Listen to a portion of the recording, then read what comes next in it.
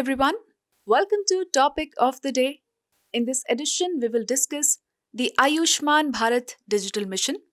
Now, recently, this was in news as the National Health Authority announced the integration of Ayushman Bharat Digital Mission with the Aarogya Setu app. It will allow users to create the 14-digit unique Ayushman Bharat Health Account numbers from the app. Let's talk about the National Digital Health Mission.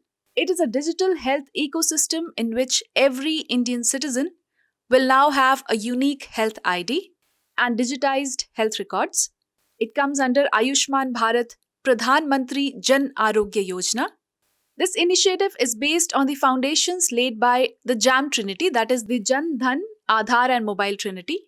If we talk about the key components, there is a digital health ID, that is a 14-digit ID, which will act as a repository of all medical-related information of the patient, the prescriptions, disease, test, etc. It can be made voluntarily and it is free of cost for every Indian citizen. Then we have the Health Facility Registry, which is a single repository of all the health facilities for both public and private. There is a personal health record, which is an online record of the health-related information on an individual. Also, we have an Ayushman Bharat Digital Mission Sandbox, which is a framework for technology and product testing for health information providers or the users. The implementing agency of the National Digital Health Mission is the National Health Authority, which is an attached office at the Ministry of Health and Family Welfare. Now let's talk about some of the benefits of this mission. First of all, it is important for disease surveillance. Also, it can result into easy delivery of medicines, the mobility of medical records. It can also be helpful to create interoperability within the digital health ecosystem. It is also helpful to exchange the health records of citizens with their consent. The e-data is also important for effective implementation of schemes and policies. And lastly, it will also give a boost to the medical tourism. Now let us talk about certain challenges or limitations. First of all, the illiterate population and tribal areas do not have easy access to the digital infrastructure. So we can say that there is a digital divide because of poverty and illiteracy. Secondly, we do not have a strong data protection. Therefore, privacy issues and data misuse are of a major concern.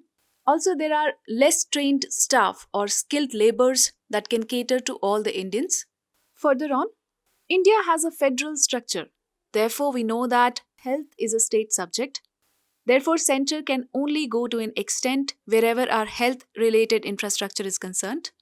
Then we have inadequate primary healthcare data due to huge population. There is also an issue in the interoperability of the system. For example, connecting the database to the real-time interface. So what can be the possible way forward to this scenario? First, we need a robust data protection regime and a universal healthcare system. Secondly, operating the digital infrastructure should be easy, transparent, and understandable for the general public. We should also try to put a check on the irrational healthcare in the private sector. For example, going through unnecessary tests and angioplasties. Lastly, there should be a check on the irrational healthcare in the private sector. For example, unnecessary tests and angioplasties which are suggested in the private sector. Now let us take up a practice question on this topic. With reference to the Ayushman Bharat Digital Mission, consider the following statements. First, it aims to provide compulsory digital health IDs for all Indian citizens.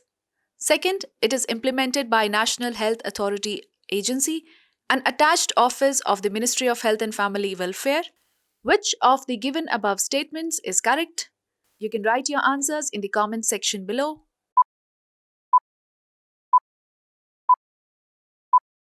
So the correct answer is B, that is only the second statement is correct. The health IDs are voluntary, therefore statement 1 is incorrect. So the correct option is B, 2 only.